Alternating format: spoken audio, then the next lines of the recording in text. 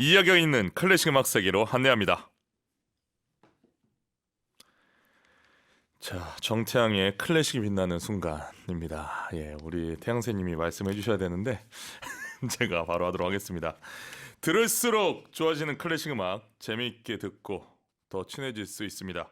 오늘도 클래식 음악 세계를 우리를 안내해줄 피아니스트 정태양, 안녕하십니까? 네, 여러분 안녕하세요. 피아니스트 정태양입니다. 국립오페라단에 알제리 이탈리아인도 잘 마치고 또 그 사이 유럽도 다녀왔어요. 네, 저희 한국 초연의 로시니 오페라였는데 네. 많은 관객분들이 찾아주셨고 네.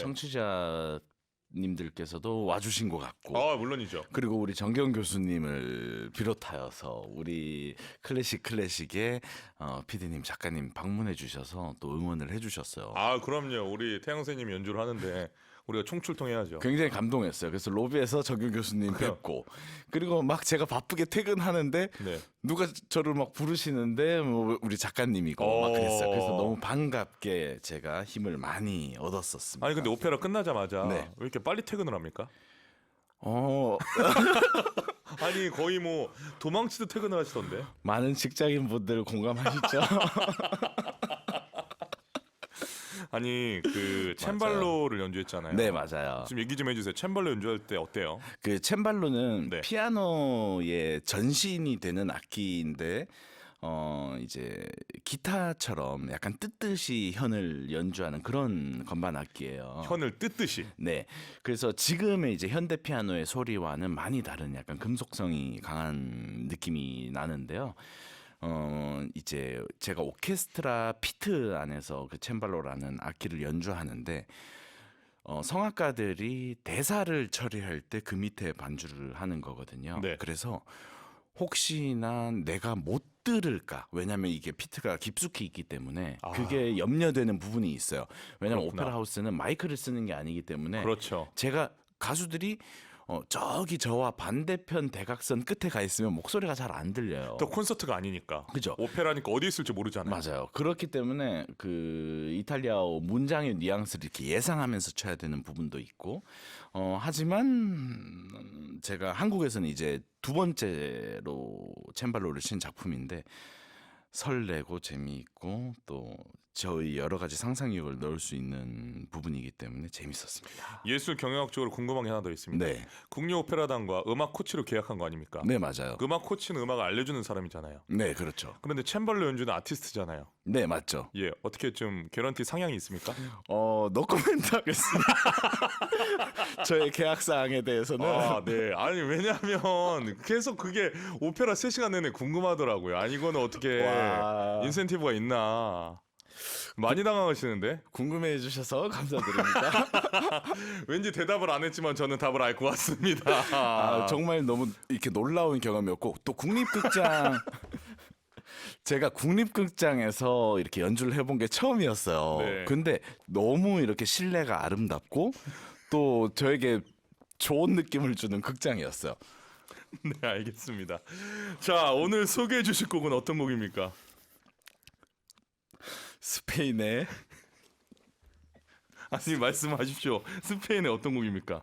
스페인의 열정이 가득한 작품입니다. 네, 네. 당장 춤을 춰야 할 것 같은 신나고 들뜨는 것 같은 기분이 느껴지는 호아킨 투리나의 기타를 위한 환상곡 세비야나 작품 번호 29번을 소개하겠습니다. 예, 목이 마르신가 봐요.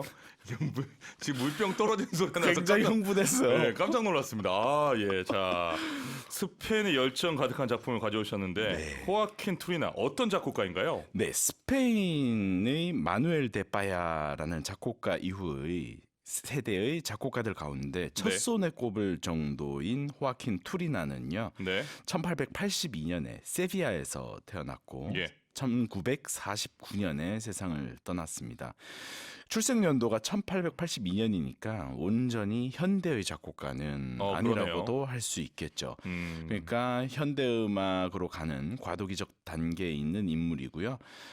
프랑스의 지휘자인 댕디의 제자였고 또 알베니즈의 친구였습니다. 이 투리나는요 스페인 특히 안달루시아 지방의 민요와 리듬에서 주된 착상을 얻었다고 합니다. 이후에 프랑스에서 인상주의 음악을 접하게 됐는데요. 그 경험도 작품 속에 나타나고 있습니다. 그래서 성악곡도 많이 남겼고 실내악, 피아노 작품과 함께 기타 곡을 남겼는데요. 그의 작품 대부분에서 안달루시아 지방의 음악의 영향을 볼 수 있습니다. 알겠습니다. 오늘 소개해 주실 곡이 투리나의 기타 연주곡인데요. 네. 투리나는 어떻게 기타곡을 작곡하게 됐습니까? 네, 투리나는 네. 기타라는 악기를 위한 작품에 별로 관심이 없었다고 어허. 합니다. 다만 기타의 신이라는 별명을 가지고 있었던 세고비아가 이 투리나에게 기타 작품을 위촉해서 작곡을 하게 되었습니다. 그렇군요. 당시만 해도 기타가 클래식 악기라는 인식이 좀 부족할 때였는데 투리나가 작곡하는데 어려움 없었습니까? 그러니까 투리나가 기타에 대해서 잘 알지 못했다고 해요. 네. 당시에 이 기타라는 악기가 클래식 연주자의 특히 솔로 악기라는 인식보다는요, 반주하는 악기 또는 거리의 악기라는 개념이 더 강했다고 합니다. 거리의 악기 개념이 좀 강했죠. 네, 스페인 출신의 이 음. 위대한 기타리스트 안드레스 세고비아의 노력으로 현대 기타 음악의 전성기가 열리게 되었는데요. 네. 이후에 이제 세고비아가 거두게 된 놀라운 성공은 클래식 기타라는 악기를 새롭게 인식하게 된 계기가 되었습니다. 그래서 이 세고비아의 고군분투가 있었기 때문에 투리나가 이 작품을 작곡할 수 있었다고 합니다. 여기서 세고비아 이야기를 하고 넘어가야 될 것 같습니다. 주류에 끼지 못했던 악기인 기타에 매료된 세고비아. 어떻게 기타를 시작하게 됐습니까? 네, 저도 기타라는 악기의 레퍼토리에 대해서 잘 알지는 못했어요. 그런데 미리 깔고 하는 겁니까? 최근에 네. 최근에 작곡가 진은숙 선생님이 쥐맨스 상이라는 되게 권위 있는 상을 받으셨다는 기사를 접했어요. 그렇죠. 그래서 쥐맨스 상의 역대 수상자 명단을 봤는데 세고비아의 이름이 있는 거예요. 제가 알고 있는 그 위대한 작곡가들과 피아니스트 등의 이름 가운데, 그래서 저는 기타라면 솔로로서는 그렇게 많은 레퍼토리가 있는 악기는 아닐 텐데 도대체 이분이 어떤 역할을 했길래 이 반열에 드셨나 하고 저도 좀 찾아봤었어요. 이 세고비아는 4살 때 백부가 노래를 부르면서 기타를 연주하는 것을 보고 기타 흉내를 내는 것으로 악기 연주를 시작했다고 합니다. 그 백부는요, 플라멩고 음악을 좋아해서 집으로 떠돌이 플라멩고 기타리스트를 초빙한 적이 있었는데 세고비아는 불과 한 달 만에 그의 모든 연주곡을 익혔다고 합니다. 그러니까 뭐 그 악기와 뭐 운명적인 사이가 아니었을까 싶은데요. 그래서 이 세고비아의 놀라운 학습 능력에 대해서 그의 백부는 이렇게 평했다고 합니다. 이 애는 배우는 것 같지 않고 기억하는 것 같아, 이렇게 감탄했다고 합니다. 이게 감탄스러운 이야기지만 네. 좀 기억하는 것 같다. 창의력이 없다는 뜻 아닙니까? 그 기억을 한 다음에 창의력이 나오지 않았을까요? 그리고 저는 참 이게 한 달 만에 그의 모든 연주곡을 다 익혔다. 이거 옛날에 모차르트가 한 번에 듣고 한 번에 듣고 다 썼다. 네, 네, 그런 이런 거 게 있죠. 클래식의 거리감을 주게 하는 거라고 저는 생각합니다. 신화죠. 이런 부분들이 참 좋습니다. 한번 보죠. 이 부럽습니다. 세고비아를. 네, 아주 부러워요. 너무 부럽고 이런 사람이 있구나. 같은 네. 음악을 하는데 왜 이렇게 나랑 다를까? 정말 뭐랄까 밑바닥 인생인 맞아요. 저에서 참 연습을 할 때마다 예. 이런 이야기들이 괴리감이 많이 느껴지죠. 괴리감 정도가 아니라 내가 음악을 해도 되나? 아니 이렇게 한 번에 하는 사람들이 있는데. 자, 넘어가겠습니다. 자, 그런데 그 떠돌이 플라멩고가 사실은 무척 비범한 인물이었다라고 하죠. 맞아요. 네. 제가 떠돌이라고 말씀을 드렸는데요. 네. 그 떠돌이 플라멩고 기타리스트가요, 바로 앞 세대의 가장 위대한 플라멩고 기타리스트로 추앙받았던 파코 데 루세나 제자 아구스티니오였습니다. 그 인연으로 세고비아는 5살에 그 위대한 기타리스트 파코 데 루세나의 유품이었던 기타를 물려받게 됩니다. 5살에 그 유품을 물려받고 그 귀함을 알았을지는 잘 모르겠어요. 5살 땐 당연히 모르죠. 15살도 모를 겁니다. 그렇지만 그 장난감처럼 가지고 논 악기가 그렇게 의미가 있는 것이었던 것 같아요. 5살 때 비범함을 보였다고 하니까 이 부모님 입장에선 참 좋았을 것 같아요. 얼마나 자랑스러웠을까. 그런데 별로 안 좋아했다고 어허, 해요. 왜요? 세고비아의 부모님은요, 아들이 기타 치는 거를 너무 싫어해서 바이올린도 가르쳤는데 흥미를 느끼지 못했다고 합니다. 왜냐하면 유년기에 플라멩고 기타리스트들의 영향을 확실히 받았기 때문에 네. 골목에서 어린 시절부터 기타를 연주하고 다녔다고 합니다. 그런데 어느 정도 명성을 얻고 난 후에는 플라멩고라는 장르를 벗어나기도 합니다. 이게 아까 우리가 언급했던 거의 모차르트의 에피소드랑 좀 비슷합니다. 맞아요. 또 이제 부모님은 또 싫어하고 네. 주변 사람들은 또 좋아하고 이런 역경과 고난과 이 환희가 뒤엉켜 있는 맞아요. 정말 전형적인 위인에서 나오는 모든 스토리가 다 있습니다. 지금. 천재의 모든 스토리죠. 예, 부모님 도대체 왜 싫어했던 겁니까? 네, 이 세고비아의 부모님은요, 예. 이 기타가 당시에 가지고 있던 악기의 인식, 그 술집에서나 길거리에서나 연주하는 품격이 떨어지는 악기다 이렇게 생각하셔서 반대를 했고요. 그래서 첼로, 바이올린, 피아노 레슨을 시켰는데 이 세고비아는 그 열정이 식지는 않았죠. 그런데 어릴 때 키워줬던 그 백부가 세고비아가 정식 교육을 받을 수 있도록 음악원에 입학할 수 있도록 이사를 도와줬습니다. 그렇게 해서 세고비아가 기타를 정식적으로 경험하게 되는 거죠. 알겠습니다. 그렇다면 세고비아가 첫 연주회를 한 건 언제입니까? 네, 16살이라는 이야기도 있고요. 예. 14살이라는 이야기도 있습니다. 생각보다 이건 좀 늦네요. 그러게요. 모차르트는 보통 한 일곱 살. 7배 시작했던 것 같은데. 뭐 6살 요 정도까지 네. 약간 살짝 좀 그렇죠. 맞아요. 그래서 첫 연주회를 열었고요. 네. 이제 기타리스트로서는 프로로서는 20살에 아하. 데뷔를 했다고 좋네요. 합니다. 인간적이네요. 인간적입니다. 예, 휴머니티가 있습니다. 20살이면 네. 상당히 어쩌면 늦은 나이라고 대학교 들어갈 수 때 있을 것 같아요. 그렇군요. 19살에 보통 들어간 재수 정도라고 보면 맞아요. 되겠는데. 자, 이즈음에 호아킨 투리나와 만나게 되지 않습니까? 네, 이쯤에서 이제 네. 다시 오늘의 주제 작품을 작곡한 작곡가 호아킨 투리나로 돌아가 보면요. 당시 투리나는요, 작곡가로서 오페라와 가곡, 실내악, 피아노 등 많은 작품을 발표했는데 그런 투리나에게 세고비아가 기타 곡을 써달라고 위촉을 한 거죠. 세고비아는 그 많은 작곡가 중에서 어떤 이유로 투리나에게 작품을 위촉을 했을까요? 네, 투리나가 특히 세비야 출신이기 때문에 네. 어린 시절에 만났던 플라멩고 기타리스트가 연주했던 곡이 투리나의 고향 안달루시아에서 출발한 장르이고요. 그러니까 좋은 작품을 작곡할 수 있을 거라고 생각을 했던 것 같아요. 지금 지연입니까? 지연이죠. 학연, 지연, 혈연 중에 지연. 민족연입니다. 이거 알겠습니다. 세고비아의 거듭된 위촉에도 투리나는 작곡을 하지 않았다. 사실입니까? 그러니까 세고비아가 네. 인터뷰를 하신 것이 있는데요. 네. 처음에 계속 반복적으로 요청을 했는데 네. 투리나가 긍정적으로 작품을 쓰겠다고 하지를 않았대요. 음. 왜냐하면 투리나가 기타라는 악기에 대해서 잘 몰랐고 그래서 정보를 찾아봤는데 하나의 제대로 된 콘서트 연주 악기로서의 기타 작곡법에 대한 정보 또한 없던 거예요. 그래서 이 세고비아가 투리나에게 한마디씩 조언을 했다고 합니다. 기타라는 악기의 메커니즘에 대해서 계속 설명을 해 주었겠죠. 그렇군요. 자, 오늘 주제곡 호아킨 투리나 기타레나 한상곡 세비야나 작품으로 29는 언제 작곡을 한 겁니까? 네, 1923년에 작곡한 투리나의 첫 기타 곡입니다. 데뷔 작품인가요? 네, 맞습니다. 의미가 있네요. 투리나는 세비야나를 어떤 작품으로 표현하고 싶었을까요?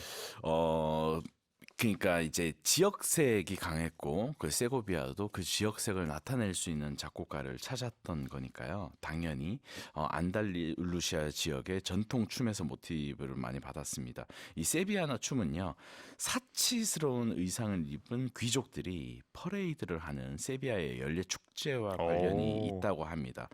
그래서 이 판타지아라는 부제가 붙어 있는데 사실 판타지아는 환상곡이고 조금 자유로운 형식을 가지고 있거든요. 그러니까 이 세비야의 전통 춤 형태가 엄격한 구조를 따르지 않았다는 표시가 되겠죠. 그렇군요.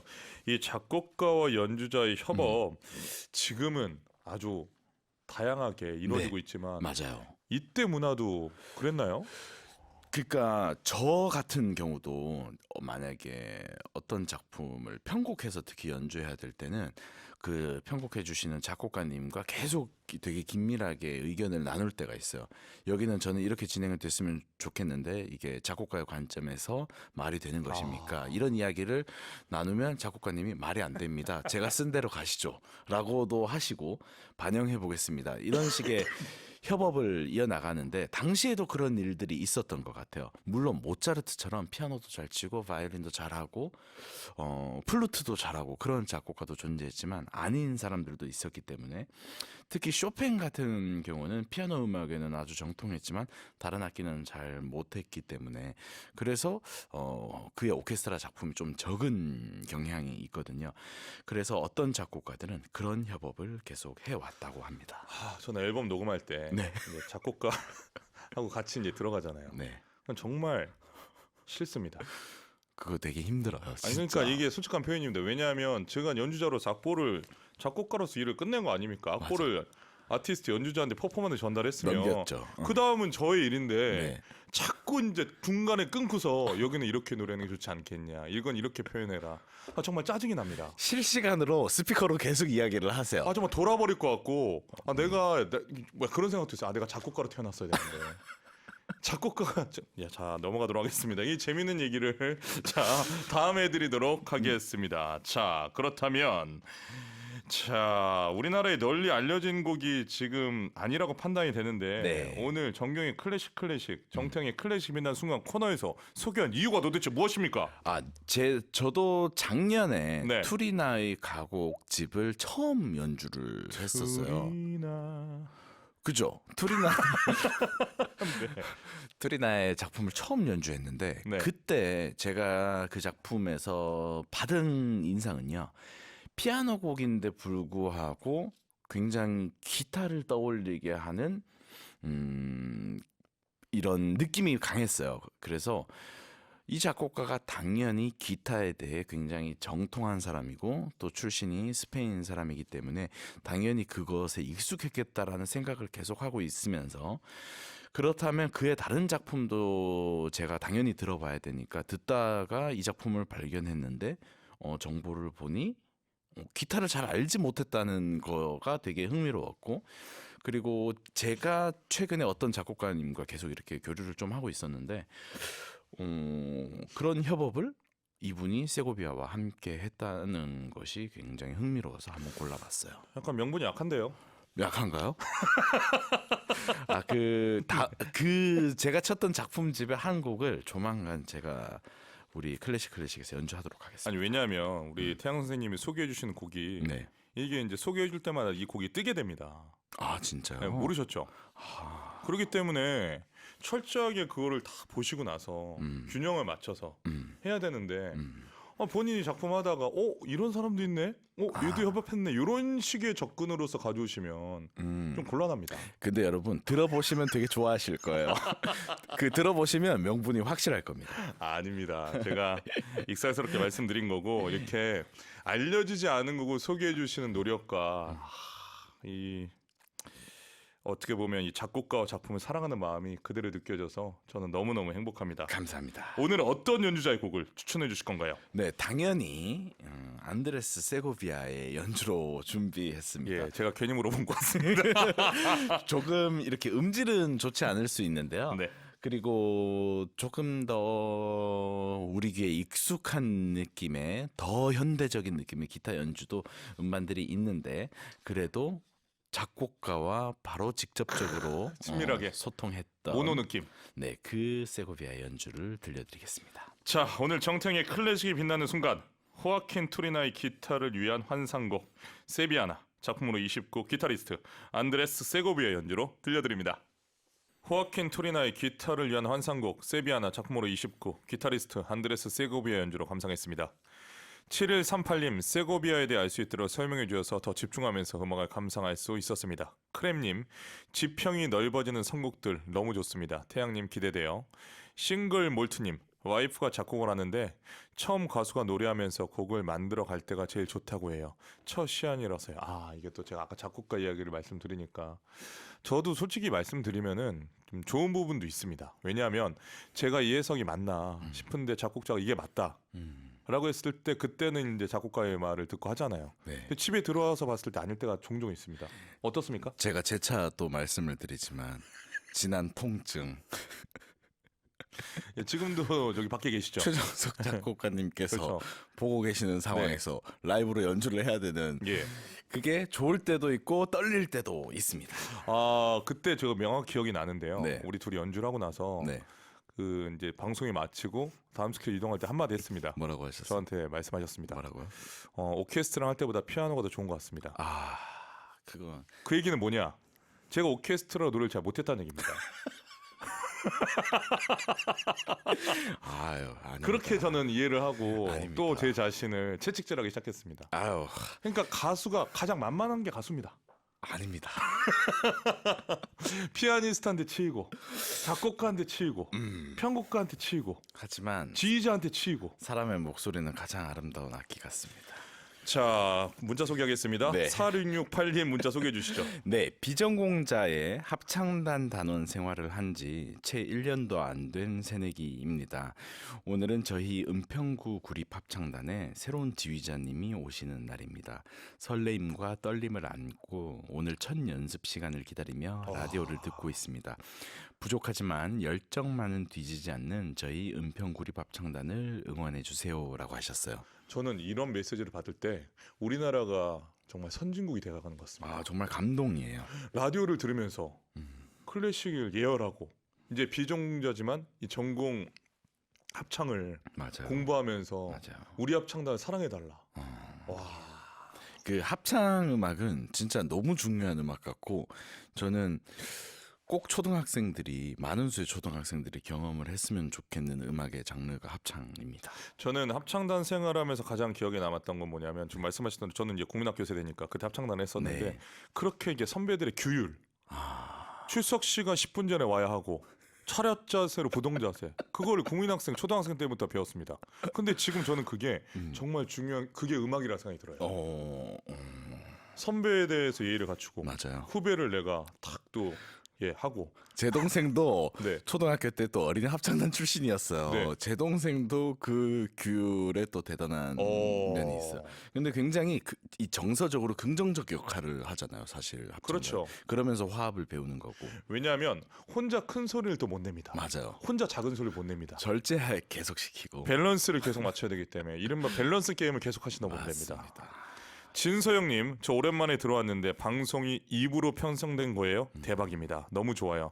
신나서 반디통 남깁니다. 그렇습니다. 진서영님, 정경의 11시 클래식이 정경의 클래식으로 다시 돌아오면서 1시부터 12시가 아니라 10시부터 12시까지 1, 2부로 나눠서 2시간 동안 앞으로 생방송으로 진행됩니다. 기대해 주시기 바랍니다.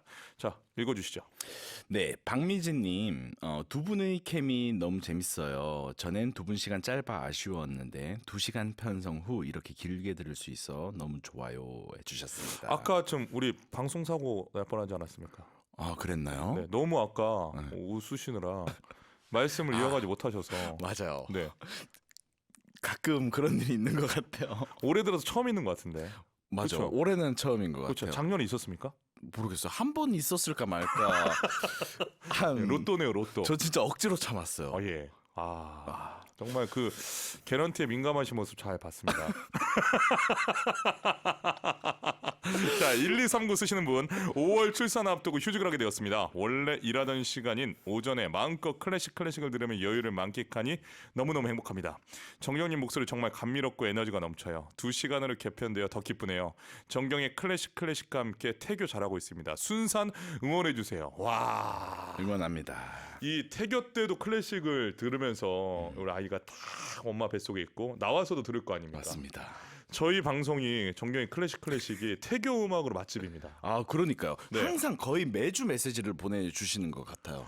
거의 매일 보냅니다. 맞아요. 매일 보내주시고 저는 정말 그 아이들을 만나고 싶습니다. 그 아이들이 나중에 또 클래식 관객이 된다고 생각하니까 그게 가장 큰 보람인 것 같아요. 왠지 제가 나중에 노인이 되어서 저 들었습니다 이러면서. 그러니까 그러면 약간 약간 그건- 구디런팅처럼. 그거는 최고의 감동이죠. 알겠습니다. 받아줘서 고맙습니다. 서정희님, 올해 갑자기 클래식을 듣게 되었어요. 51세가 되어서 그런가요? 잘 모르지만 듣고 있으면 마음이 평온해지는 것 같아요. 여유를 즐기는 나의 모습도 행복한 것 같아요. 서정희님 반갑습니다. 5학년의 클래식 입문 결코 늦은 거 아닙니다. 아닙니다. 예, 요즘 6학년, 7학년, 8학년 때 입학하시는 분들도 계십니다. 예. 그 가장 이렇게 아름다움을 즐기실 수 있는 장르가 또 클래식이라고 저는 생각이 되는데 네. 절대로 늦으신 나이가 아닌 것 같습니다. 네, 앞으로 2시간 동안 클래식과 친구가 되어드리겠습니다. 자, 소피아님, 겸손함을 함께 배우는 합창 맞는 말씀입니다. 또 오늘 명언을 쏟아내셨어요? 그런가요? 네. 제가 합창 음악을 좋아하기 때문에 파트가 어떻게 됩니까? 저는 베이스요. 오, 테너가 아니라 베이스입니까? 네. 라칼루리아. 라 우와. 저음 어디까지 나요? 모르겠어요. 해볼까요? 도시라 솔 파미레. 파미레. 오, 저보다 더 낮게 나네요. 오늘 태양새님이 빛나는 베이스였다라는 거를 알게 됐습니다. 오늘 정태양의 클래식 빛나는 순간 호아킨 투리나 네. 기타를 위한 한상곡 세비야나 소개해드렸습니다. 다음 주 작품 뭡니까? 네, 다음 주는 차이코프스키의 바이올린 작품 중에 하나 들려드리겠습니다. 와, 피아노가 아니라 네, 바이올린으로. 네. 알겠습니다. 오늘 또 이렇게 스포해 주셔서 고맙습니다. 네.